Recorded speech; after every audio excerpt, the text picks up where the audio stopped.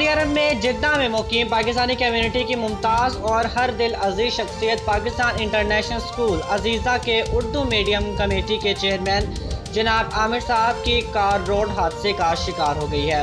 हादसे के नतीजे में उनकी वालिदा मोहतरमा खालिक हकीकी से जा मिली हैं, जबकि वो खुद ICU में हैं और उनकी बेगम की टांगों पर शदीद चोटें आई हैं, जिसकी वजह से हड्डी को नुकसान पहुंचा है। जख्मियों को मदीना अस्पताल में पहुंचा दिया गया है, जहां वो ज़ेर इलाज हैं। मुबैना तौर पर उनकी वालिदा मोहतरमा की नमाज जनाजा आज बाद नमाज ज़ोहर या असर मदीना शरीफ में अदा की जाएगी।